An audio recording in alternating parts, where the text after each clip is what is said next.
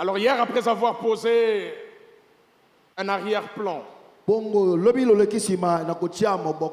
vous voulez l'arrière-plan de ce psaume 27, nous avons essayé de voir les coulisses en explorant l'histoire de David dans 2 Samuel 21, où il était attaqué par un certain Jishbi Benob. Et puis après, nous avons atterri sur le psaume 27.4 qui apparaît comme la partie visible de l'iceberg. David dit, je demande à l'Éternel une chose que je désire ardemment.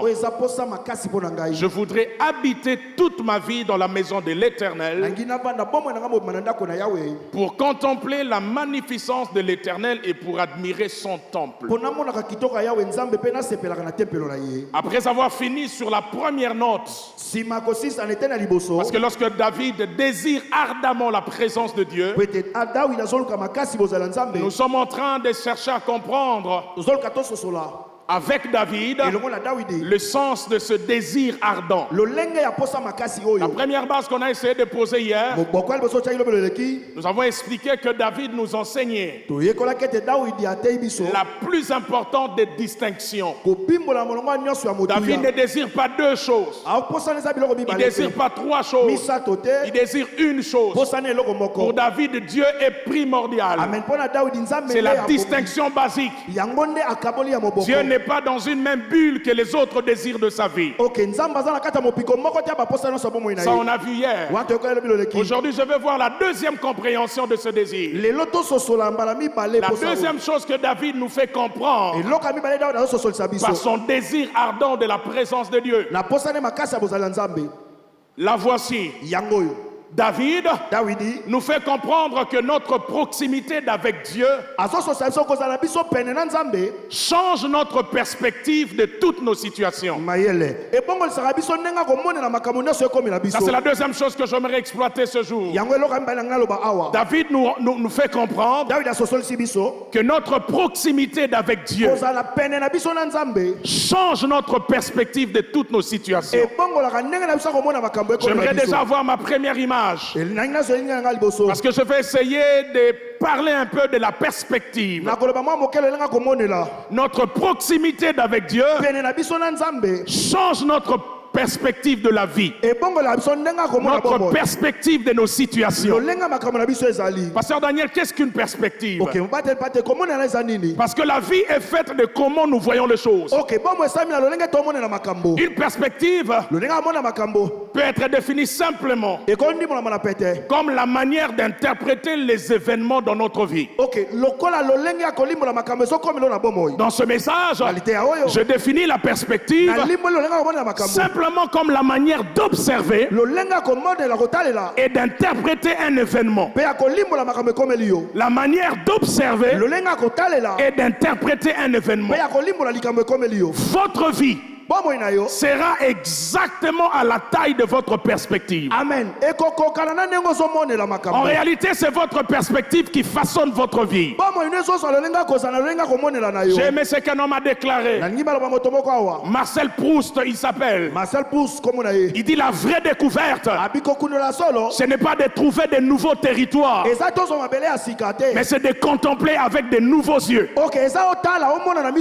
La vraie découverte, ce n'est pas de trouver de nouveaux territoires, mais c'est de contempler avec de nouveaux yeux. Lorsque votre perspective change, un danger peut devenir une opportunité.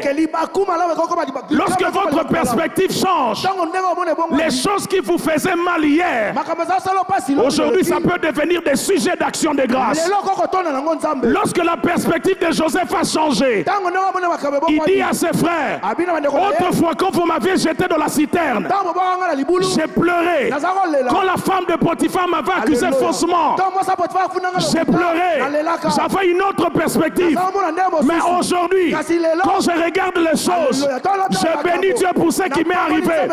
Vous m'avez souhaité le mal, mais Dieu l'a changé en bien. Écoutez-moi frère, Dieu ne l'a pas changé en bien à la fin. C'était déjà bien depuis le début. Moi, je voyais le mal parce que j'avais une autre perspective. Mais derrière la citerne, derrière la jalousie des frères, derrière Pharaon, derrière la femme de Potiphar, il y a quelque chose que je ne voyais pas. Je lève ma main, je déclare, pendant Bouyan Bunda 21, changeons notre perspective. Il n'y a que 2 perspectives dans la Bible. Il n'y en a pas 3. Il n'y en a pas 4. Il n'y a que 2. Et David est dans la 2e perspective. La première perspective, c'est ce que j'appelle la perspective terrestre. Suivez-moi s'il vous plaît. Perspective terrestre. Une perspective est dite terrestre lorsqu'elle a pour objet principal les choses de la terre. Toute l'énergie, toute la force, on la dépense pour les choses de la terre. Parce qu'on a une perspective terrestre des choses. Mais aussi, pasteur Daniel, oui, pasteur, la perspective terrestre, c'est aussi pour ceux qui se servent de Dieu. Comme un appât, non pas pour aller chez Dieu, mais pour que Dieu les amène les choses de la terre qu'ils désirent. On prie, on fait des choses, on jeûne, on cherche Dieu, non pas pour Dieu, mais on se sert de Dieu comme un appât pour qu'il attire vers nous les choses qu'on veut. On peut être dans l'église mais en ayant une perspective terrestre. La perspective terrestre, c'est sert de Dieu pour s'attirer les choses qu'on désire. Pasteur Daniel, j'ai 4 enfants. Les 2 premiers sont des garçons. Et les 2 derniers sont des filles. Maintenant, mes garçons savent comment me faire acheter la pizza même quand je ne veux pas. Ils viennent plus eux-mêmes. Ils vont dire à leur sœur, vous êtes la faiblesse de Daddy. Ils ne vous refusent rien. Nous, on va vous donner le téléphone. Vous voulez jouer à quoi? Prenez. Mais allez dire à Daddy, est-ce qu'on peut avoir la pizza? Au début, je ne comprenais pas. Quand mes filles venaient, Daddy, on peut avoir la pizza? Oh, je dis prenez. Mes filles bien-aimées, en qui j'ai mis toute mon affection. Recevez les pizzas. J'ai donné la pizza une fois, 2 fois, et puis un jour, je me suis rendu compte que j'ai acheté la pizza, mais elle ne mangeait pas. Quand je vais dans la cuisine, je trouve des gros gaillards en train d'avaler. Je dis, ah, ils se sont servis de moi. Dieu n'est pas comme ça. Ne vous servez pas de Jésus pour avoir les bénédictions de Dieu. Servez-vous de Jésus pour aller chez Dieu.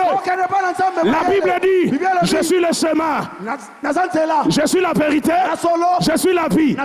Attention frère, Jésus n'est pas le chemin pour nous amener à la terre. Jésus est le chemin pour nous conduire au Père. Il n'est pas le chemin vers le mariage. Il n'est pas le chemin vers le travail. Il est le chemin vers Dieu. C'est pourquoi, ayons la perspective divine. Ayons la perspective divine. Cette perspective ne vise que Dieu et rien d'autre. Comme je vous ai dit hier, tout se multiplie avec un. Si vous avez un, vous aurez tout dans votre vie. Ne cherchez pas des millions de choses. Même Dieu, à son arithmétique, il a créé l'homme et la femme. Le but de Dieu, c'était d'avoir des millions d'êtres humains. Mais il crée l'homme et la femme. Et puis Dieu dit, par Adam, l'homme quittera son père et sa mère et s'attachera à sa femme. Et les 2. Parce que la multiplication dans la Bible, c'est pas avec 2. Et les 2 deviendront une seule chair. Nous tous, nous sommes le produit d'une seule chair. Alléluia, alléluia. La perspective divine ne voit que Dieu, pas autre chose. C'est pourquoi un autre chiffre que moi je préfère, c'est 0. Je vous laisse 4. Je vous laisse 50. Moi, c'est 0. Papa, le problème avec 0, c'est là où vous les placez. Si vous placez 0 avant 1, ça ne veut rien dire. Mais prenez le même 0. Localisez 1. Et placez 0 derrière 1. 0 a de la valeur. Si vous dites que moi je ne suis rien, je sais où je vais me placer. Il y a quelqu'un qui a dit moi et le Père nous sommes un. Et derrière Jésus, je ne suis plus 0. C'est pourquoi recherchez Jésus. Recherchez le cœur de Dieu. Et vous aurez toutes les choses.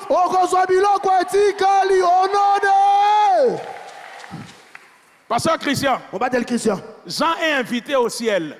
Dans Apocalypse 5. Quand je fais l'économie, je me rends compte qu'il y a eu 25 vieillards. Au fait, vous savez qu'il y a 24 vieillards autour du trône. Mais dans Apocalypse 5, il y a combien 25? Parce que Jean, quand il est invité à monter, il est vieux. Maintenant, regardez la différence. Il y a un vieillard qui vient de la terre, qui se retrouve au milieu des 24 vieillards qui sont toujours autour du trône. Quand un problème se pose, qui est digne pour ouvrir le livre et en rompre les seaux? Les vieillards qui viennent de la terre amènent la terre au ciel. Ils commencent à pleurer. Parce que sur la terre, quand on vous dit il n'y a personne, le réflexe c'est de pleurer. Or, dans la perspective céleste, l'un des vieillards lui dit, ici on ne pleure pas. Là où l'agneau est là où il y a le trône de Dieu, là où Dieu règne, ne pleure pas, car le lion de la tribu de Juda a vaincu pour ouvrir le livre et en rompre le sceau. Mais pourquoi ça ne voyait pas l'agneau?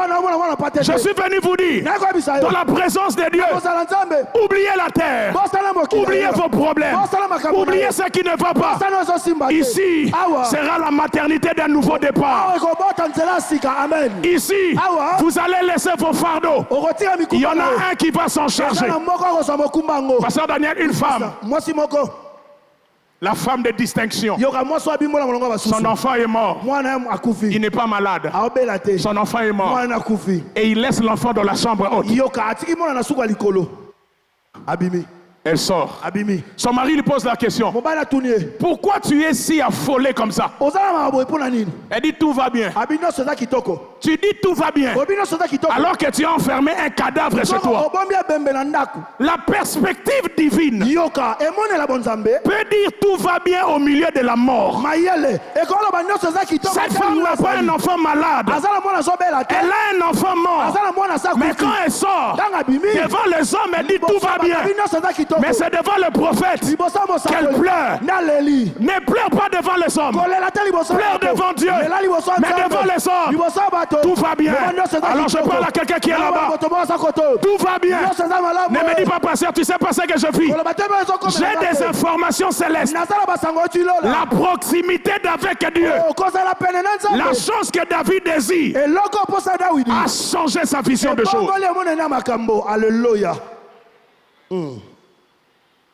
Soyez satisfaits en Dieu. Fais de l'éternel tes délices, dit la Bible.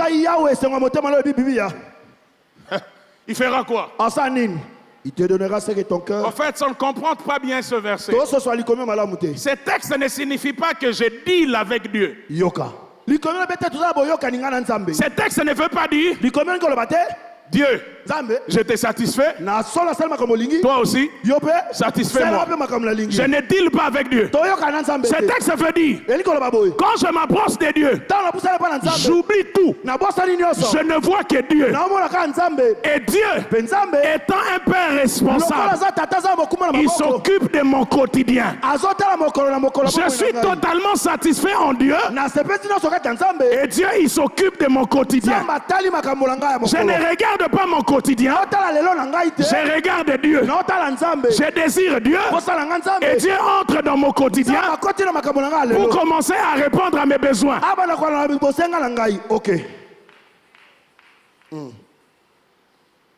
Des fois, mon épouse ne me comprend pas. Maman Sarah a Sosolangaïté. Elle me dit, mais comment toi tu as une paix, même en milieu de troubles? Un jour, je l'ai même étonné. Pasteur Daniel, on a la fièvre. J'ai la fièvre dans mon corps. Malaria 2+. Malaria 2+. Mais j'ai mangé. Il dit qu'on est malade, on ne mange pas. Mais toi, quand tu es malade, tu manges. Et puis je dis, maman, non, Bella déjà. Je suis déjà malade. Si je ne mange pas, rien ne va changer. Moi, je ne m'inquiète pas. Même si on me dit dans 48 heures, je ne m'inquiète pas. Tous mes soucis, je sais l'adresse où les déposer. Je ne sais c'est qu'une seule chose, c'est la présence de Dieu. Amen. Soyez satisfaits en Dieu, Église. Si vous avez Dieu, ne cherchez plus la satisfaction dans autre chose. Je suis sidéré par les chrétiens qu'on a aujourd'hui. Ils ont Dieu, mais ils pensent qu'au-delà de Dieu, ils ont besoin d'autre chose. Le mariage ne te rendra pas plus heureux que Christ ne te l'a déjà rendu. Si Christ ne te satisfait pas, si Dieu ne te satisfait pas, aucun homme, aucune femme, aucun bien matériel ne pourra te satisfaire. Notre joie, ce n'est pas dans les choses que Dieu donne. C'est en Dieu lui-même. C'est en Dieu lui-même. C'est pourquoi, jeunes gens, je vous en supplie, ne vous mariez pas pour chercher le bonheur auprès d'un homme ou d'une femme. Soyez heureux en Christ avant de vous marier. Et que le mariage vous permette de partager la joie et le bonheur que vous avez dans le Seigneur. Parce qu'il y a des choses que Dieu a fixées. Ça ne changera pas. Que notre perspective soit divine et non céleste. Ok. Est-ce que je peux vous choquer un peu? Juste un peu. Ok. Depuis que j'ai commencé à comprendre certaines choses dans la Bible, j'ai commencé aussi à changer ma perspective des situations qui m'arrivent. Pasteur Daniel, tu sais que les premières créatures à être bénies dans la Bible, ce ne sont pas les êtres humains. Lisez bien votre Bible. Les premières créatures que Dieu a bénies, dans Genèse 1, 21, 26 à 22, la Bible dit Dieu créa les grands poissons et tous les animaux vivants qui se meuvent. Il créa tout oiseau ailé selon son espèce. Dieu les bénit en disant, soyez féconds, multipliez et remplissez les eaux de la mer. Les premières créatures que Dieu a bénies dans la Bible, les poissons, les oiseaux et les grands animaux. Vous êtes avec moi? Amen. Maintenant, depuis que les poissons ont reçu l'ordre d'être féconds et de se multiplier,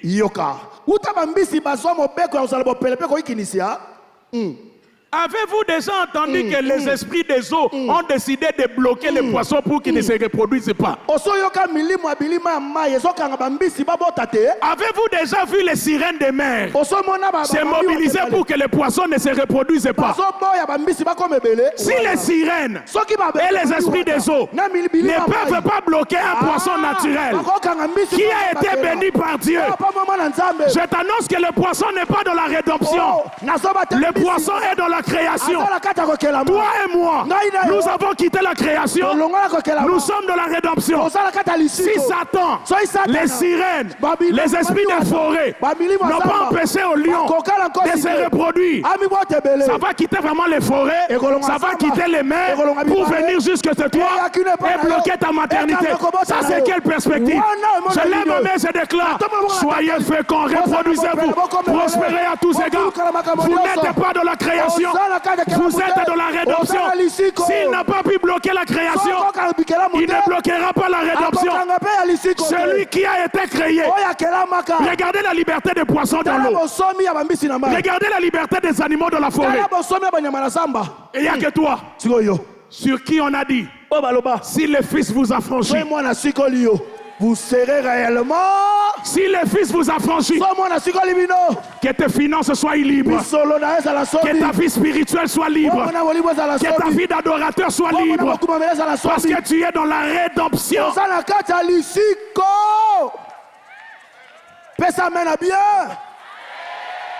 Si Dieu peut protéger un animal,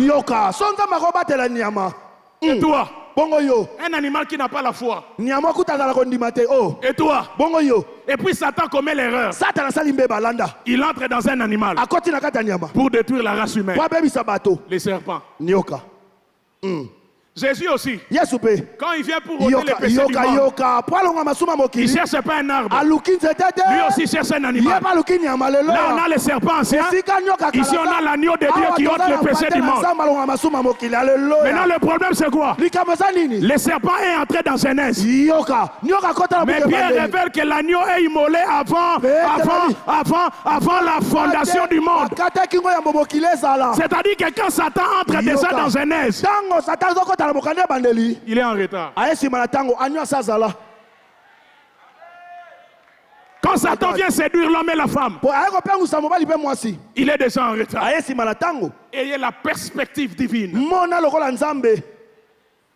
Amen. Amen. Notez ces 3 principes. J'aime David. Premier principe. Par rapport à cette histoire de perspective. Notre proximité avec Dieu détermine la netteté de notre perspective. Notre proximité avec Dieu détermine la netteté de notre perspective. Pour qu'une perspective soit correcte, il faut que celui qui contemple soit plus proche de l'objet qu'il regarde. Plus proche vous êtes de l'objet, plus nette sera votre perspective. Si vous êtes éloigné de l'objet, votre perspective sera floue. La perspective dépend de la proximité de l'objet, avec l'objet. Pasteur Daniel, un jour j'étais dans une fête, il y a très longtemps, et on était parmi les derniers à être servis. Alors, quand on a demandé à notre table qui était la dernière, pratiquement la dernière, non, je pense que c'était, oui, la dernière, à se lever. Non, on était l'avant-dernière. On nous a demandé de se lever. Il y avait plusieurs mets sur la table. Dans les premières, il y avait des choses que je connaissais, que je voyais de près.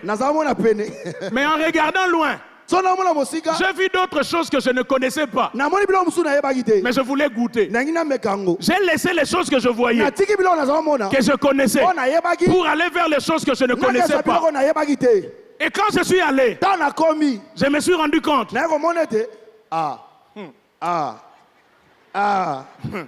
ne vais pas citer ça ici. C'est le genre de choses qu'on ne veut pas toucher quand on a faim.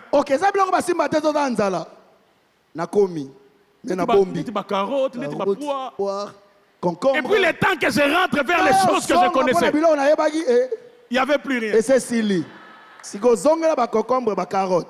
Vous voyez, qu'est-ce qui m'a trompé? J'ai vu des choses de loin et je pensais que c'était bon. J'ai laissé ce que je voyais pour aller vers ce que je pensais être bon. Flou. Quand je suis arrivé près, je me suis rendu compte que ce n'était pas ça. Frère, ne saluons pas Dieu à l'église. Venons auprès de Dieu. Ne le regardons pas de loin. Approchez-vous du trône de la grâce. C'est ce que la Bible dit. Approchez-vous. Contemplez Dieu. Que votre vision de Dieu change. Plus proche vous serez de Dieu, plus nette sera votre vision de la vie. Amen. Dieu et l'environnement à partir d'où nous devons regarder toutes les choses autour de nous. Ce n'est pas les choses qui nous donnent une définition de Dieu. C'est Dieu, à la lumière de sa parole, qui éclaire notre perspective des choses qui nous entourent. Plus nous sommes proches de Dieu, plus nous verrons les choses comme Dieu. L'erreur, c'est que nous voulons avoir accès à des choses pour mieux connaître Dieu. Or, Dieu nous fait accéder à lui-même afin que notre vision des choses puisse changer. Dans Genèse 49, Jacob fait quelque chose d'exceptionnel. Il appela ses fils et il leur dit: assemblez-vous, je vous annoncerai ce qui arrivera dans la suite des temps. Rassemblez-vous avant de leur révéler les choses qui vont arriver dans la suite des temps. Il les rassemble d'abord auprès de lui. Il veut leur dire: c'est bien de connaître les choses qui vont arriver dans la suite, mais pour avoir une bonne perspective de ces choses-là, vous devez être proche de moi. Ça ne sert à rien d'entrer dans le prophétique sans Dieu, de vouloir connaître l'avenir sans Dieu.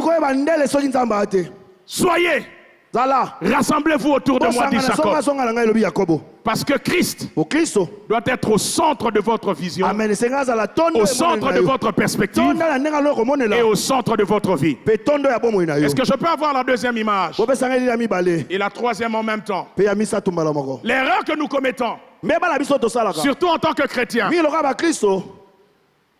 notre perspective est comme ça. La croix que vous voyez, c'est l'image de Christ. Les autres bulles, ce sont les autres domaines de ma vie. Dans ces bulles, il y a travail, il y a mariage, il y a relation, il y a recherche d'argent, il y a tout ce que vous voulez. Et notre mauvaise perspective, c'est quoi?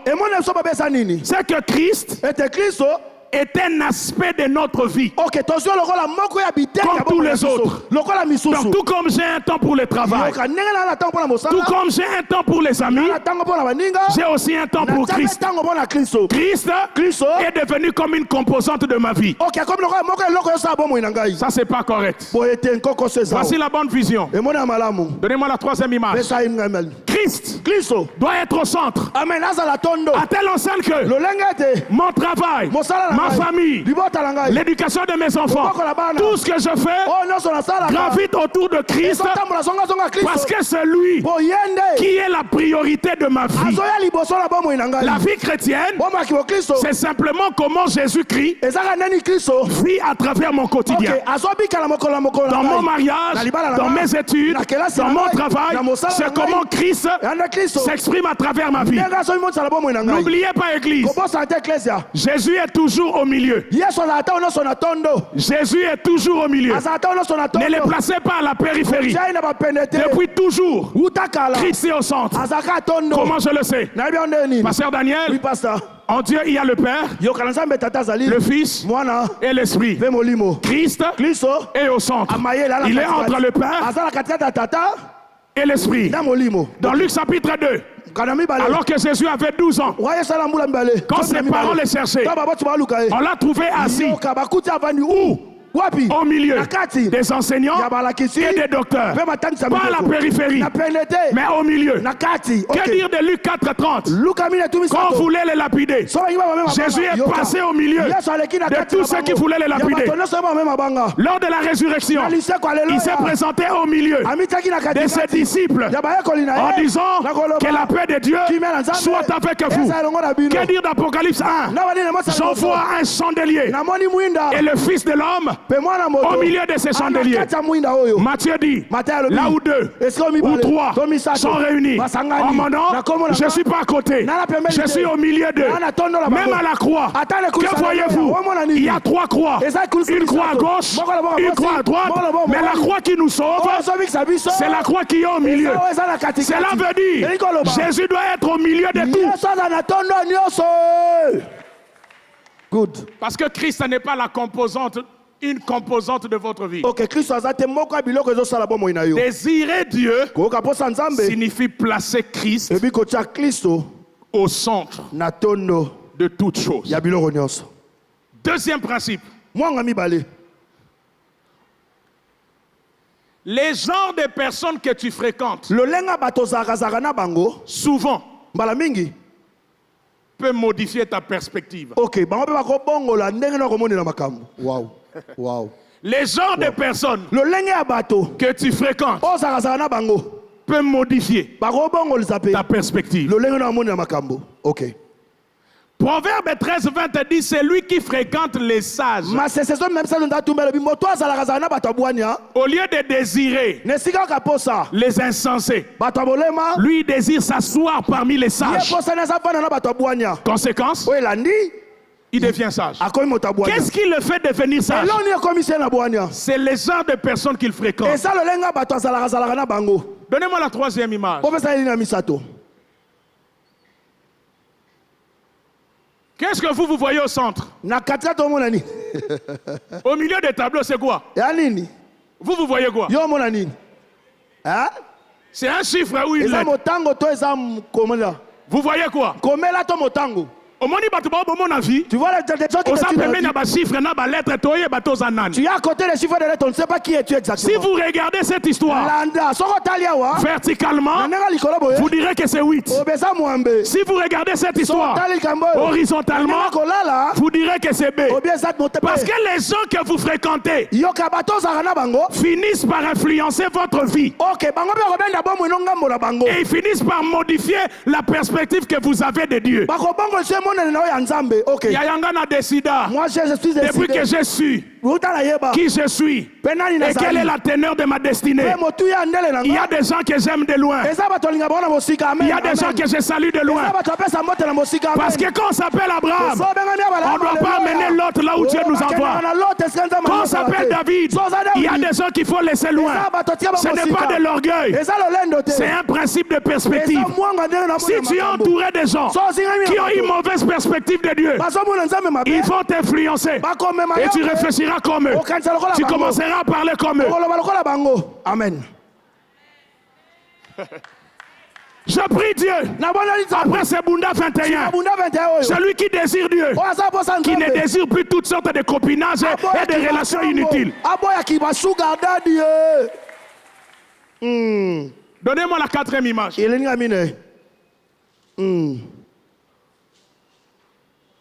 Où est-ce que la boule verte est plus grosse? Omoni, vous avez un problème à perspective. C'est un problème de perspective. La boule est la même, elle a la même taille partout. Mais qu'est-ce qui vous trompe? Elle paraît plus petite parce qu'elle est entourée de petites boules rouges. Et elle paraît plus grande parce qu'elle est entourée de grandes boules rouges. Même si tu es petit, si tu t'entoures de grands, leur grandeur va t'affecter. Et quand on te regarde en haut, Pierre s'est présenté. Pierre parlait. Pierre n'a pas dit qu'il est disciple de Jésus. Mais quand on a regardé, on dit tu parles comme lui, tu marches comme lui. Tout ce que tu fais, ça nous rappelle Jésus. J'ai pris Dieu que vous soyez entourés des gens qui ont une perspective divine, qui vont vous entraîner vers le haut, qui vont vous entraîner vers les choses de Dieu. Je suis fatigué des pigeons à l'église. Je suis fatigué des hirondelles. Je fais des aigles à l'église qui ont une vision céleste. Parce que j'aime avec l'aigle. L'aigle ne mange que ce qui est frais. L'aigle n'est pas charognard. Les charognards aiment des choses mortes. Mais l'aigle aime ce qui est frais. Ça ne sert à rien d'aller d'église en église. Localisez l'endroit où vous êtes nourri, où Dieu vous affecte par sa présence. Si vous êtes un aigle, restez là. Votre vie ne dépend pas du prédicateur. Votre vie dépend de Dieu. Une chose que j'aime avec l'aigle, Quand tous les oiseaux sont pressés de partir, l'aigle ne vole pas. Quand l'hirondelle part, l'aigle ne part pas. Parce que dans le corps de l'aigle, dans son organisme, il y a un système qui lui permet de repérer la bonne température. C'est seulement lorsque cette température est atteinte que l'aigle déploie ses ailes et il prend son envol. Non seulement il vole plus haut, mais il va plus loin. Le plus important de la vie, ce n'est pas partir avant les autres. Ce n'est pas avoir les choses avant les autres. Mais c'est partir plus haut, mais aussi aller plus loin. C'est pourquoi la Bible dit, mon serviteur montera, il prospérera, il s'élèvera.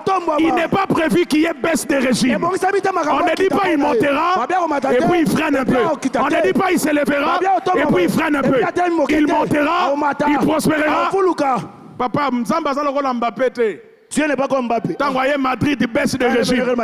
Il a baissé. Est-ce qu'il y a un lobby Mbappé? Ah, pasteur. Dieu n'est pas comme nous. Ceux qui toquent Real Madrid baisse de régime. Il dit mon serviteur montera. Net il a mis Yamal. Azo Matagaga. Yamin monte. Ah, polémique. Est-ce qu'il y a un lobby Mbappé? Pasteur. Je lève ma main ce midi. Comme un aigle. Commence à prendre ton envol. Frère Dieu. Merci. Et puis frère, si on peut déjà s'asseoir à côté de Dieu. Mais qui peut nous refuser l'accès? Si on peut s'asseoir à côté de Dieu, manger avec Dieu, parler avec Dieu, quel est cet homme élevé dans la société qu'on ne peut pas rencontrer?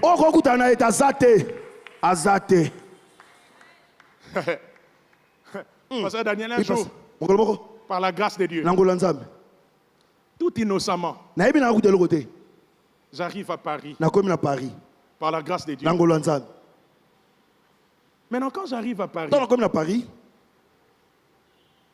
pour être rassuré que tu es à Paris, il faut qu'il y ait papa, il faut qu'il y ait Bordeaux, Tour Eiffel, Toulouse. Qu'est-ce qui prouve que tu es là-bas? Tour Eiffel. Maintenant, je suis allé là-bas. J'ai pris une photo. Innocemment. Et puis je vois un ami avec qui on a étudié. À l'école ici, l'Institut Monseigneur Bokelea. Lui savait comment j'allais à l'école. Un jour, je suis allé à l'école. Ils ont monté quelque chose comme un... Et puis quand il me voit, il dit, oh, à l'époque, on m'appelait Gourou, le maître spirituel. Gourou, maître spirituel. Toi ici. À Paris. Oh. Mon cher, j'introduis déjà le troisième principe. Les paroles que vous entendez peuvent modifier votre perspective. Il dit toi ici. Maintenant, moi, je n'aime pas entendre des paroles négatives. Merci, je dis, mais mon cher, il est écrit que moi seulement la RDC. Maintenant, l'Europe ici, c'est votre parcelle à vous. Si quelqu'un veut changer ta perspective de la vie par une parole, n'oublie pas que celui qui t'a racheté, il est lui-même la parole. Et ce midi, je refuse de croire à ce que les autres me disent, parce que mon identité n'est pas définie par eux. Je trouve mon identité de la présence de Dieu et par rapport aux choses que Dieu me dit. La foi, ça c'est le troisième principe. Les genres de paroles que vous entendez modifient votre perspective. La foi, vient de ce qu'on entend. Mais est-ce que vous savez, il n'y a pas que la foi qui vient de ce qu'on entend. L'incrédulité aussi vient de ce qu'on entend. La peur vient aussi de ce qu'on entend. C'est pourquoi dans Josué, quand Dieu entraîne le peuple à un acte de foi, la Bible dit que Jéricho était fermé, barricadé. Mais Dieu leur dit, faites le tour. Faites le tour. Ne criez pas. Faites le tour. Et Jéricho va tomber. Laissez-moi vous rafraîchir la mémoire. La muraille de Jéricho, l'épaisseur C'est un peu comme quand vous prenez deux bus Strongsko, vous mettez ensemble. Parce que c'était fermé et barricadé. Maintenant Dieu dit, pas d'armes. Tournez seulement. Et Josué dit, et ça j'aime. Il dit au peuple, pendant qu'on sera en train de tourner, taisez-vous, que personne ne parle aux voisins. Et c'est avec raison. Parce que si Josué avait laissé les bouches s'ouvrir, pendant qu'il tourne premier tour, deuxième tour, il dit, mon cher, mon ami, bon, en tout cas, on est quand même intellectuel. Lui, il a dit que son Dieu a dit, on va seulement tourner. Moi, je ne dis pas ça dans un mauvais sens. Il vient un peu dans lui, il dit, on va seulement tourner puis ça va tomber. Est-ce que vous entendez? Et l'autre va dire, tu as raison. Et puis on va toucher un troisième. Et puis émeute. Rébellion et côté. Josué dit, pendant que vous serez en train de faire le tour, fermez la bouche. Quand Dieu a déjà parlé, vous n'avez pas besoin qu'un homme valide. Quand Dieu a déjà parlé, ça suffit que votre perspective vienne de ce que Dieu a dit. Alors maintenant, rendons ça chez David. Donnez-moi le tableau comparatif pour voir la perspective de David. Avant de terminer. Bon. Je me suis rendu compte que le psaume 27 est un remix du psaume 23. Ok. Le psaume 23 dit l'Éternel est mon berger. Le psaume 27 commence par l'Éternel est ma lumière et mon salut. Le psaume 23 dit je ne manquerai de rien. Le psaume 27 dit de qui aurais-je crainte. Le psaume 23 dit quand je marche dans la vallée de l'ombre de la mort, je ne crains aucun mal. C'est la même réalité ici. Quand des méchants s'avancent contre moi pour dévorer ma chair, mon cœur n'aura aucune crainte. Ici, il dit, tu dresses une table en face de mes adversaires. Là, il dit, déjà ma tête s'élève sur mes ennemis. Là, il dit, j'habiterai dans la maison de l'Éternel. Oui, le bonheur et la grâce m'accompagneront tous les jours de ma vie. Et j'habiterai dans la maison. Ici, il dit, je demande une chose à l'Éternel. Je voudrais habiter. Donc, si tu rates psaume 27, va dans psaume 23. C'est la même chose. Et ce qui est bizarre, psaume 23 n'a que 6 versets. Et dans psaume 27, de 1 à 6, on a tout le psaume 23. Mais il y a une chose que j'aimerais vous faire comprendre. Ici, on a les bergers qui protègent. Ici, même si vous avez l'impression que le berger n'est pas là, je l'ai déjà depuis le psaume 23. Le berger a placé une lumière, ce qui veut dire tous les acquis du psaume 23. Je l'ai ici dans le psaume 27. Maintenant, ce qui est intéressant encore, c'est quoi?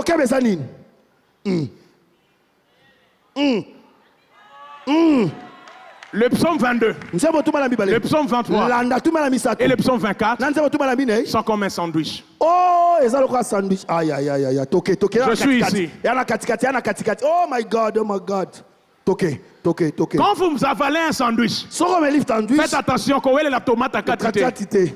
Tout ce qui est à côté est important. Quand on lit le psaume 23, parce que le psaume 23 est au milieu, entre psaume 22 et psaume 24. Psaume 23, c'est comme la tomate. On voit le bon berger. Mais avant d'arriver au psaume 23, il y a le psaume 22.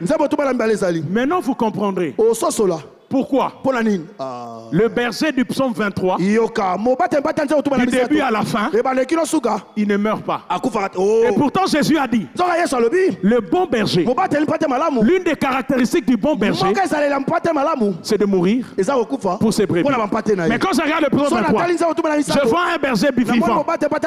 Aucun verset ne me montre la mort du berger. C'est là qu'il faut avoir la perspective. Parce que le psaume 22, Commence par dire, mon Dieu, mon Dieu, pourquoi m'as-tu abandonné? C'est Christ sur la croix. Le psaume 23, je saute. Le psaume 24, porte éternelle, élevez vos linteaux, car le roi de gloire va faire son entrée. Si dans le psaume 22, c'est la croix, le psaume 23, c'est la provision du berger, le psaume 24, c'est la gloire du palais. Maintenant, pourquoi le berger ne meurt pas dans le psaume 23? Parce qu'il est déjà mort dans le psaume 22. Au psaume 23, c'est à faire un berger ressuscité. Ce qui veut dire c'est lui qui me conduit. Il ne mourra plus. C'est pourquoi la finalité, la lumière dont il est question, ce n'est pas la lumière de la mort, c'est la lumière du ressuscité. Il m'a introduit dans la gloire de la résurrection. David désire la présence de celui qui était mort, qui a été enseveli, et maintenant il est ressuscité et il est à la gloire du Père. Maintenant, qui peut dire des choses contraires à ce que Dieu a décidé sur votre vie? Alors que votre sécurité c'est le berger. Qui peut embrouiller votre vie tant que vous restez connecté à Dieu, tant que vous restez proche de Dieu? C'est pourquoi Église, je vous en supplie, toutes les autres choses, tout ce que vous pouvez désirer ne signifie rien lorsque vous avez la base. Les deux psaumes commencent par la base. L'Éternel. L'environnement a changé, mais l'Éternel n'a pas changé. La vallée de l'ombre de la mort peut venir, mais l'Éternel sera là. Même quand les ennemis vont s'approcher, ma perspective, je la fixe sur Dieu. C'est pourquoi David, il ne désire pas les choses qu'il y a entre ces psaumes. Il désire le Dieu principal qui est comme la base de toute sa vie et de toutes ses réalités. Ok. Acclamons le Seigneur, acclamons le Seigneur.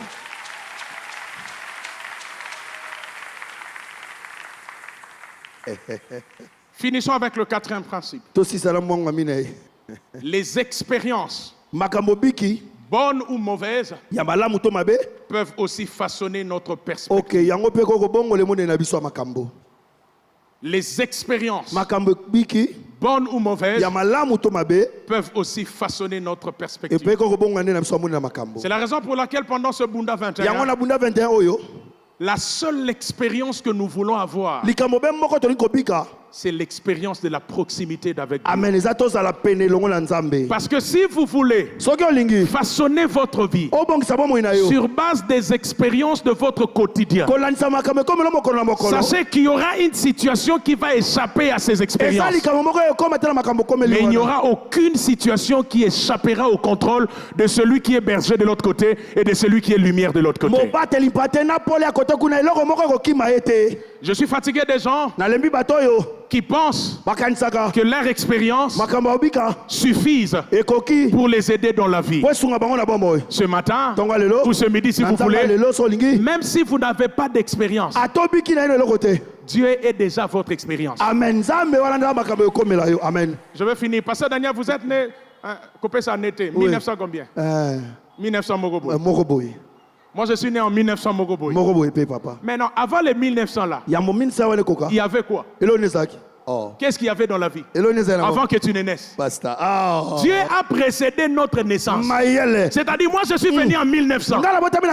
Dieu a couvert les expériences de 1900 avant que je ne vienne. Ce qui veut dire, si je suis né en 1980 ou en 1970, ma naissance n'annule pas la présence de Dieu par rapport à ma vie. Les choses que j'ai ratées, les 1900 premières années, Dieu les a. Dieu les a.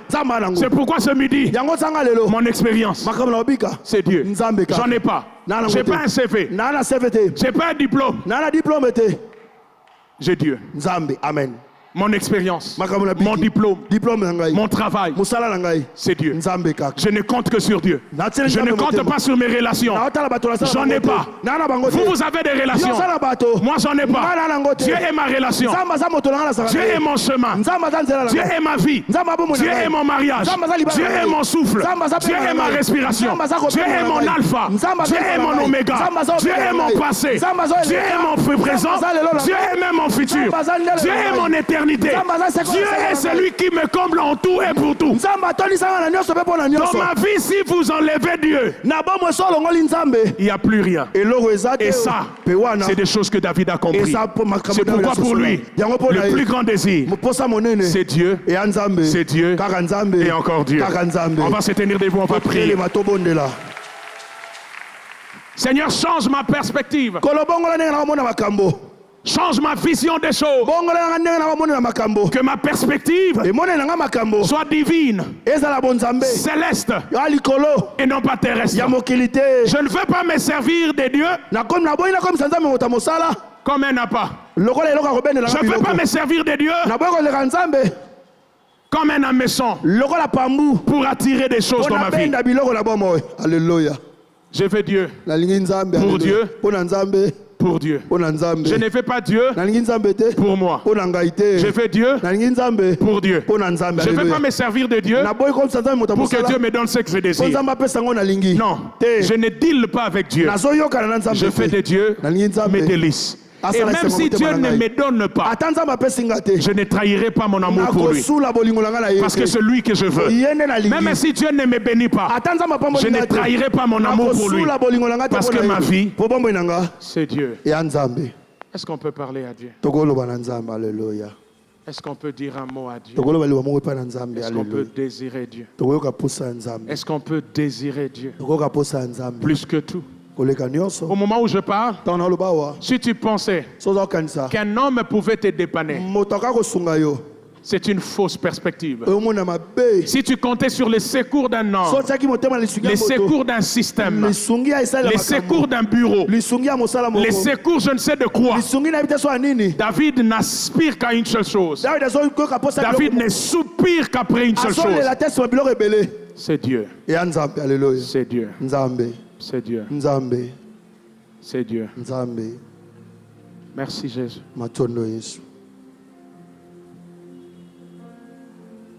Je te donne 2 minutes, parle à Dieu. Il n'est pas question de chasser un démon ce midi. Il est question de contempler Dieu. Lorsqu'on contemple Dieu, notre vision du monde spirituel change. Lorsqu'on contemple Dieu, même notre chômage a une toute autre signification. David dit, quand je marche dans la vallée de l'ombre de la mort, je ne change pas la vallée, mais ma perspective de la vallée a changé.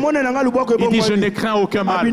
Quelquefois, Dieu ne change pas la situation, mais il change ta perspective de la situation. Le mal est toujours là, la maladie est toujours là, la sécheresse est toujours là, mais désormais avec les lunettes de Dieu, le combat au travail est toujours là. Le patron est toujours là en train de te martyriser, de te maltraiter. Mais parce que tu as une autre vision de choses, tu le comprends différemment. Et ce midi, je ne sais par quoi tu passes, mais regarde à Dieu. Regarde à Dieu. Regarde à Dieu. Regarde à Dieu. Regarde à Dieu. Ne chasse aucun démon. Ne chasse aucune situation. La seule prière, c'est de dire à Dieu, comme David, Seigneur, donne-moi une perspective divine. Que je voie les choses avec les lunettes de Dieu. Pas avec mes propres lunettes. Pas avec ma propre compréhension. Mais je vais voir les choses telles que tu le vois. Dieu sait pourquoi il a permis cette situation. Comme David qui était acculé par des géants, acculé par des ennemis. Mais il dit, malgré cela, l'Éternel est mon berger. Je ne regarde pas les ennemis. Je ne désire même pas leur mort. Je désire une chose, c'est d'habiter. C'est d'habiter. Marazi. Je te donne encore 2 minutes, parle à Dieu. L'une des choses qui m'effraie dans les églises, c'est que les gens sont très enthousiastes à chasser les démons qu'à adorer Dieu. Quand il faut prier pour les promotions, les enfants, on est très enthousiaste. Mais lorsqu'il faut désirer ce qui est principal et capital, ça devient comme une sorte de corvée. Et pourtant nous sommes là pour adorer Dieu. Et pourtant nous sommes là pour désirer Dieu. Nous pouvons même commencer à battre nos mains, oui. On ne bat pas les mains seulement pour chasser les démons. On peut célébrer Dieu et l'adorer en battant les mains. Parce qu'on est en train de désirer sa proximité. On est en train de désirer sa présence. Plus que tout. Plus que tout. Plus que tout. Plus que l'argent. Plus que l'or. Plus que les avoirs. Plus que toutes les choses dans ta vie. Le Saint-Esprit est en train de me dire, oublie un peu ce qui ne va pas. Oublie un peu les montagnes de problèmes que tu as. Fixe-toi sur lui. Oublie un peu tes situations. Regarde comme David. Désire Dieu. C'est vrai. J'ai toujours une situation. J'ai toujours une maladie. J'ai toujours un enfant qui n'a pas de travail. J'ai toujours un enfant qui manque de santé physique. J'ai toujours un problème de loyer. J'ai toujours un problème de travail. Mais je désire Dieu plus que tout. Je désire Dieu plus que tout. Je désire Dieu. Marabous.